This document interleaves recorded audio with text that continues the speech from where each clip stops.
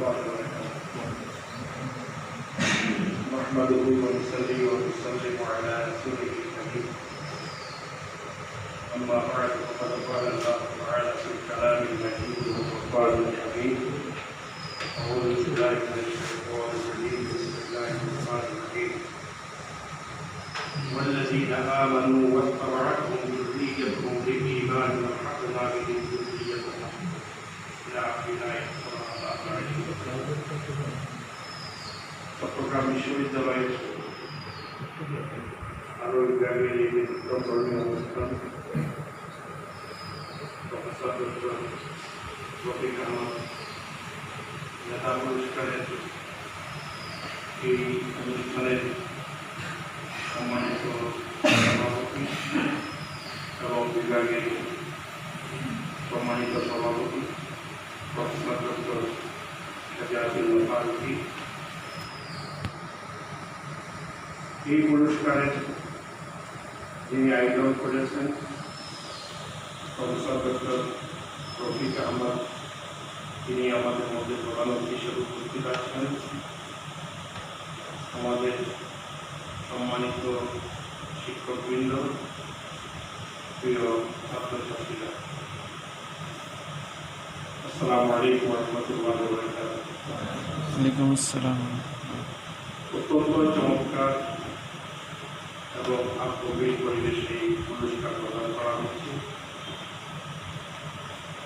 মুহাম্মদ রাসূলুল্লাহ সাল্লাল্লাহু আলাইহি ওয়াসাল্লাম যখন মদিনায় হিজরতের পরিকল্পনা করেন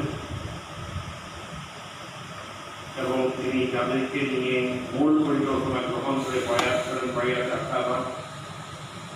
প্রথমবার তার সদস্য সংখ্যা ছিল 12 জন, সহিহ বুখারীতে আছে। আজকে আমাদের উপস্থিত ছাত্র ছাত্রীদের সংখ্যা 12 জন।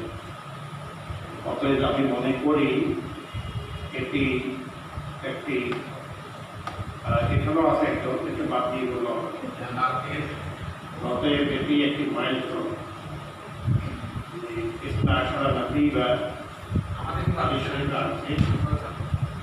এই হিসাবে আমার মনে হয় এটি উল্লেখযোগ্য সংখ্যক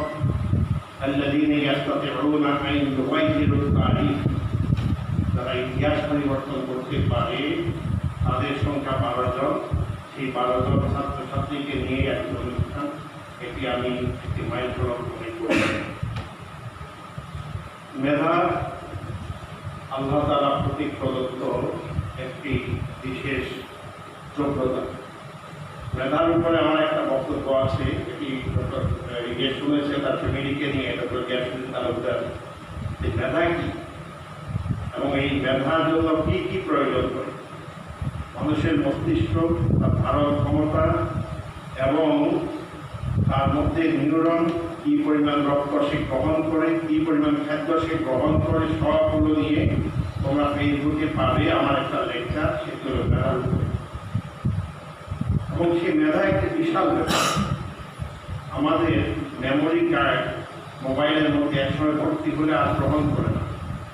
মোবাইলের ধারণ ক্ষমতা টিভি শেষ হয়ে গেলে আর গ্রহণ করে না। কিন্তু মানুষকে আল্লাহ তাআলা যে মেধা দিয়েছে সেই মেধাটা হলো আনলিমিটেড। সেটি মানুষের মৃত্যু পর্যন্ত কখনো এই মেমোরি শেষ হয় না। অবশ্য কিছু অটো ডিলিট হয়ে যায়, কারণ অটো ডিলিট না হলে মানুষ পাগল হয়ে যেত, প্রতিনিয়ত তার মধ্যে অনেক কিছু কিলবিল করত, যার কারণে কিছু অটোমেটিক্যালি ডিলিট হয়ে যায়, সেগুলো ডিলিট করার প্রয়োজন হয় না। যেমন তোমাকে যদি বলি 1 মাস আগে অমুক তারিখে কী খেয়েছো, তুমি বলতে পারবে না। কিন্তু সেই তারিখে যদি আমার বাবা কারো দুর্ঘটনা ঘটে, তাহলে সেগুলো বলতে পারবে। তো এই মেধা হলো আল্লাহ তাআলা কর্তৃক একটি বিশাল নিয়ামত। আল্লাহ তাআলা যাদেরকে মেধা দিয়েছে তাদের মূল্যায়ন করার জন্য আমাদের প্রফেসর ডক্টর রফিক আহমদ যে উদ্যোগ গ্রহণ করেছে, আমি একে ধন্যবাদ এবং কৃতজ্ঞতা জানাই।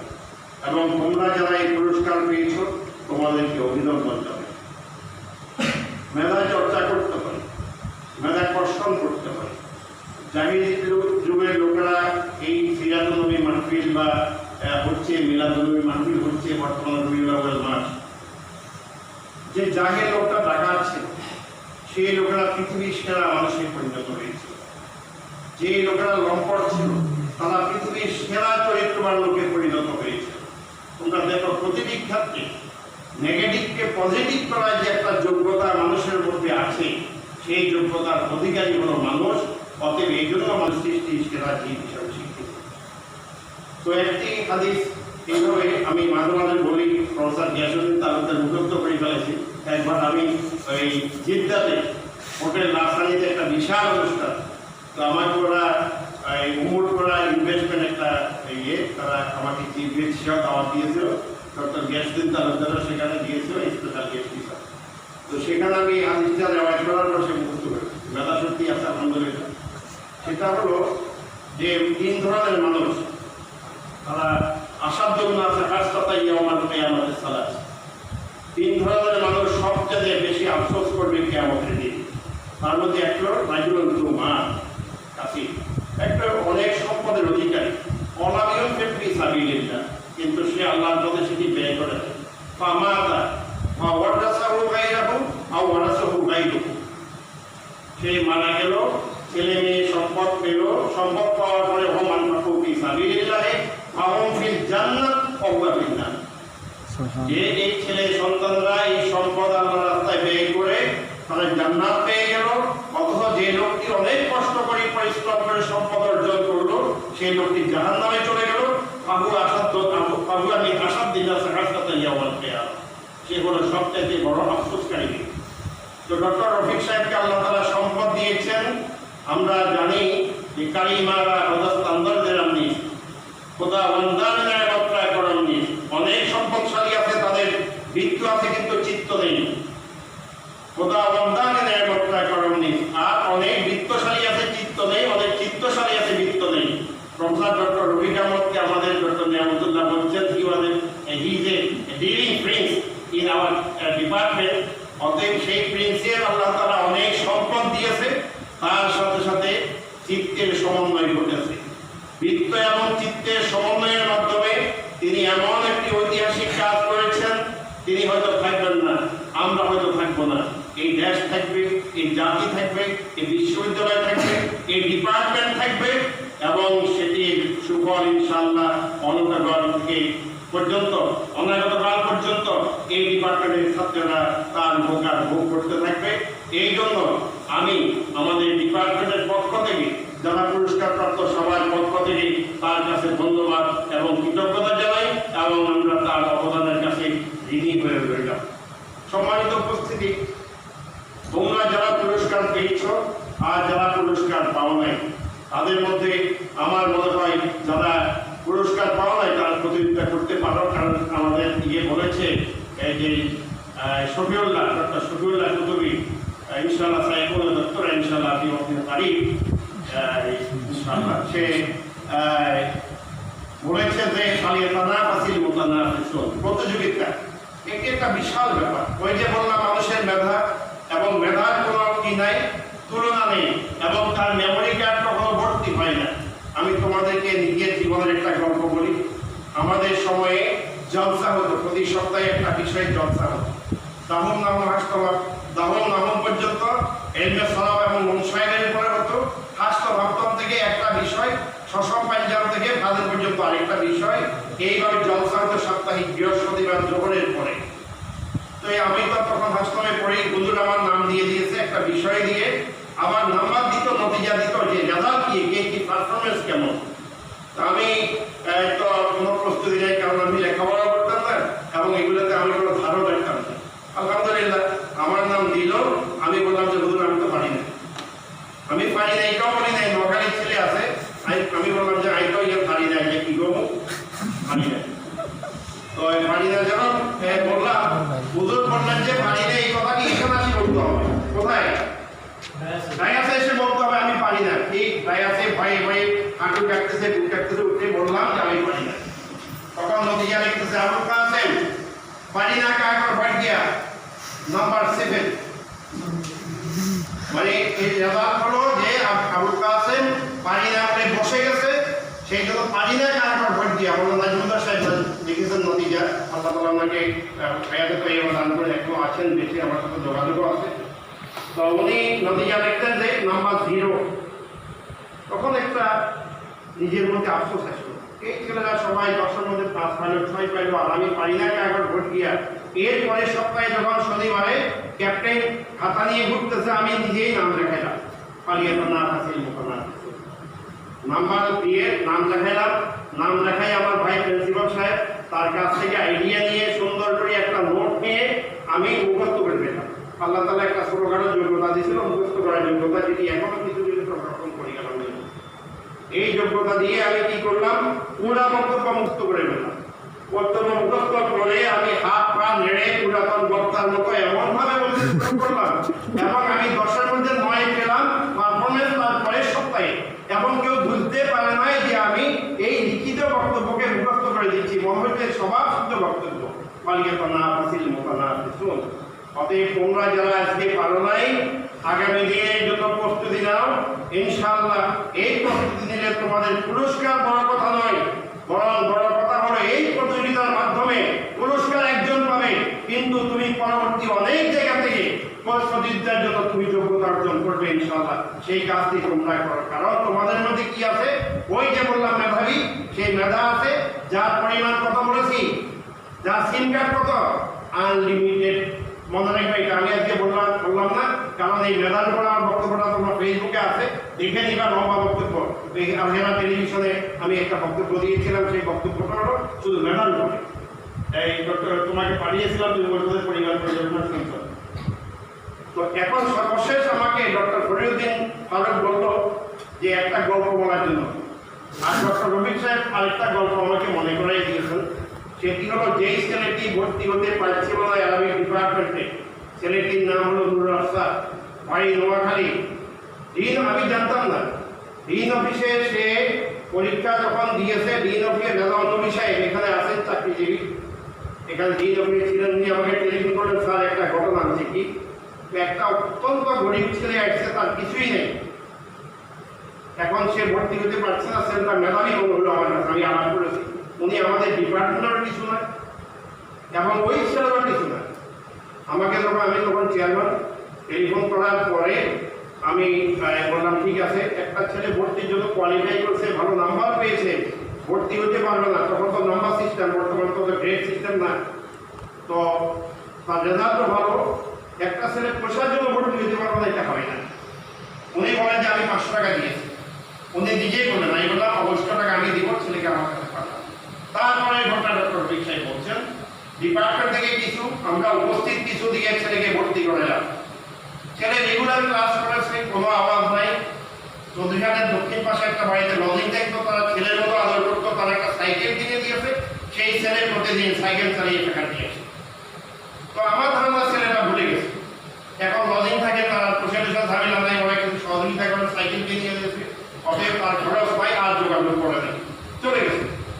চলে যাওয়ার পরে কোনো এক সময় সে পাশ করে চলে গেছে, তাও কোনো যোগাযোগ নাই।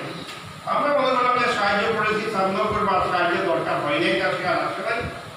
হঠাৎ একদিন সে আমাকে টেলিফোন করলো, স্যার আমি নুরুল আফসার, আমি আসবো আপনাকে দেখাই।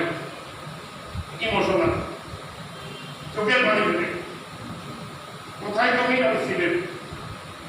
কি জন্য আসবার? শুধু সালাম করতে হবে। সেই ছেলে সিলেট থেকে আমাকে সালাম করতে আসলো। প্রথম চান্সে সেই ইসলামী ব্যাংকে অফিসার পদে যোগদান করে সে মিষ্টি নিয়ে সিলেট থেকে কেমন দেখা করতে এসে সালাম করতে এসেছে।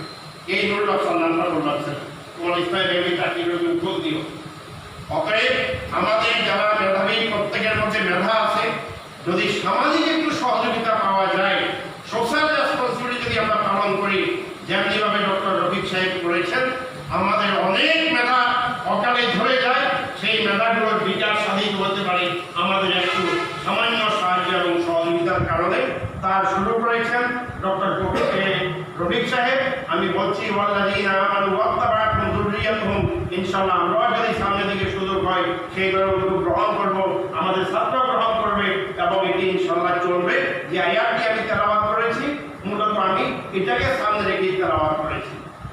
সর্বশেষ আমি মেধার পরে একটি কথা বলি, যেটি ডক্টর ফরিদ আমাকে মনে করাই দিয়েছে, আমি ভুলে গেছিলাম। সে বলল, স্যার এই গল্পটা করতে হবে। একটা ছেলে পথে পথে ভিক্ষা করে, অনেক ভিক্ষুক ছেলেদের আছে না রাস্তা কিনারে ভিক্ষা করে। তো ভিক্ষা যেহেতু করে, তো কোনো বেলা কেউ দেয় না, কেউ গলা ধাক্কা দেয়, আবার রাতের বেলা কোনো বাসার সামনে ঘুমাইতে গেলে তার মানে খাইয়ে দেয়, ঘুমানোর জায়গা দেয়। একটা লোক এখান দিয়ে যাওয়ার সময় প্রায় তাকে ভিক্ষা করতে দেয়। তো একদিন বললো, বাবা না তুই ভিক্ষা করি কত পাস? বললো যে আমি খাওয়া দাওয়া করতে পারি। তো থাকো কোথায়? থাকি রাস্তার কিনারে, কখনো মানুষের সানসেটের নিচে গেলে দারোয়ান দৌড়াই, কুকুরে দৌড়াই, কিন্তু আমি ব্যবসায়ী। তখন বললো যে এক কাজ কর, তুই শুধু খাওয়ার জন্য ভিক্ষা কর, বরং ভিক্ষা করিস না, আমার জুতার দোকানে চাকরি কর, তাহলে তোর থাকার জায়গাটাও একবার সম্মানজনকভাবে হলো, খাওয়াটা আমার পক্ষ থেকে হলো। তুই খাওয়ার জন্য ভিক্ষা কর, ভিক্ষা করতে হলো না, ধাক্কা খাইতে হলো না, আর আমার দোকানে রাত্রেবেলা থাকবি, থাকার জায়গাটা হলো। এই চিন্তা করলো যে কথা তো ভালো। তো 8টা-9টার সময় দোকান বন্ধ হয়ে যায় নাইজেরিয়াতে। তো সে কি করবে? সময় তো আর কাটে না, কারণ রাত 8টা থেকে শুরু করে সকাল 10টা বাজে দোকান খুলে দীর্ঘ সময়। তখন সে তার মালিককে বললো যে স্যার আপনি একটা কাজ করেন, আমাকে কিছু বই কিনে দেন, আপনি যাওয়ার সময় আমাকে কিছু পড়া দিয়ে যাবেন, আমি রাতের বেলা এগুলো পড়বো, সকালবেলা দোকান খুললে আমার থেকে পড়া আদায় করবেন, আবার প্রত্যেককে এই কাজটাই করেন, তাহলে আমারও সময় কাটবে, নাহলে তো এত লম্বা সময় ঘুমাই থাকা যায় না। তুমি দেখিও 5-7 ঘন্টা শুয়ে থাকলে পিঠে ব্যথা করে, শরীর ব্যাস করে। অতএব সে পড়াশোনা শুরু করলো। নাম তার ওল সোয়েঙ্কা, নাম তার কি? ওল সোয়েঙ্কা, নামও লেখা নাম। এরপরে সে পড়াশোনা শুরু করলো। এখন বই পড়তে পড়তে এখন সে পড়ার যোগ্যতা অর্জন করেছে। তারপরে সে তার বইয়ের দরকার। এখন অন্য বইগুলো কিনলে তো অনেক টাকা যাবে। যেমন গত পরশু আমার জন্য একটা সংস্থা ঢাকা থেকে কিছু বই পাঠিয়েছে। আমি হিসাব করে একটা আমার ওয়াইফকে গিয়ে করে দেখলাম, প্রায় 10,500 বা 10,600 টাকার বই একটা সংস্থা আমার জন্য ফ্রি পাঠিয়েছে। এত ফ্রি পাবে কোথায়? সে তো চাকরি করে। জুতা বাঁধার জন্য যে পত্রিকাগুলো আসে, সেই পত্রিকা প্যাকেট করা পত্রিকা পড়া শুরু করলো। পড়তে পড়তে পত্রিকার মধ্যে একটা গল্প পড়লো। সেই গল্প পড়ে তার মনের মধ্যে আসলো যে এই গল্প তো আমিও লিখতে পারি। তখন সেই গল্প লিখে ফেললো একটা নিজের মতো করে কাগজে লিখে, সে হাতের লেখা পত্রিকার ওই ঠিকানার মধ্যে পাঠিয়ে দিল। এরপরে সেই বিভিন্ন চায়ের দোকান লাগিয়ে দেখে থাকছে কিনা, কোনো এক পর্যায়ে দেখলো যে থাকছে, কোনো এক পর্যায়ে দেখলো যে পত্রিকা লেখাটা থাকছে এবং ওই নামেই থাকছে যেই নামে সে দিয়েছে, এটি ছিল ছদ্ম নাম। তারপর আবার সে লেখা শুরু করলো, লিখতে এক পর্যায়ে বৎসর শেষে সেই পত্রিকা ডিক্লেয়ার করলো এই নামের লেখককে পুরস্কার দেওয়া হয়েছে, প্রথম পুরস্কার বছরের ম্যান অফ দ্য ইয়ার। কিন্তু তার ঠিকানা পাওয়া যাচ্ছে না। যদি কেউ তার ঠিকানা পেয়ে থাকেন এই নাম্বারে যোগাযোগ করতে বলবেন। ওরা একটা বিজ্ঞাপন দিল, সেই বিজ্ঞাপনটা পত্রিকায় দেখে পত্রিকাকে যোগাযোগ করলো, পত্রিকাটা বিশ্বাস করে। তুমি কি করো? আমি ওই দোকানে চাকরি করি, কাগজের দোকানে। সে বিশ্বাস করে নাই। তখন সে তার মালিককে নিয়ে গেল এবং বাসাতে যে লেখা আরো কিছু লিখেছে সেগুলো নিয়ে গেল, এবং যেই লেখার গল্পটা পাঠিয়েছে তার কপি করে রেখেছিল সেটিও নিয়ে গেল। নিয়ে যাওয়ার পরে সেখানে যখন পত্রিকাওয়ালাকে দেখালো, বিশাল অনুষ্ঠান করে তাকে পুরস্কার দেওয়া হলো, ডক্টর রফিক আহমদ মেধা পুরস্কার।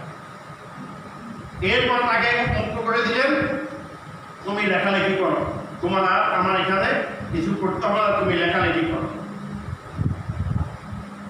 তো যাই হোক, সে লেখালেখি করতে লাগলো। লেখালেখি করার এক পর্যায়ে সে কি হলো, কোনো এক পর্যায়ে অসংখ্য বের হতে লাগলো। সে ভিক্ষা করতে হচ্ছে না, বরং তার তো এখন টাকা পয়সার অভাব নাই, অনেক টাকা পয়সা তার। সে লোকদেরকে সাহায্য করতে শুরু করলো, সহযোগিতা করতে শুরু করলো, গরিব অসহায় মানুষকে সাহায্য করতে শুরু করলো। কারণ বই থেকে রয়্যালটি আসতেছে 15%, 20%, এটা দিয়ে সে প্রতিষ্ঠিত হয়ে গেল। কোনো এক পর্যায়ে তার এই সাহিত্যের উপরে তাকে নোবেল পুরস্কার দেওয়া হলো। ওল সোয়েঙ্কা নোবেল পুরস্কার প্রাপ্তদের সাহিত্যের তালিকায়। নোবেল পুরস্কার দিতে গিয়ে সে সেখানে গেল সুইজারল্যান্ডে, যাইয়া সেখানে আলফ্রেড নোবেলের ওখানে গিয়ে বক্তৃতা দিতে হয়। আমাদের ইউনুস স্যার যখন গল্প নিয়ে বক্তৃতা দিতে গেল, সে বক্তৃতা দিল। সে বলল, আমি একসময় ভিক্ষা করতাম,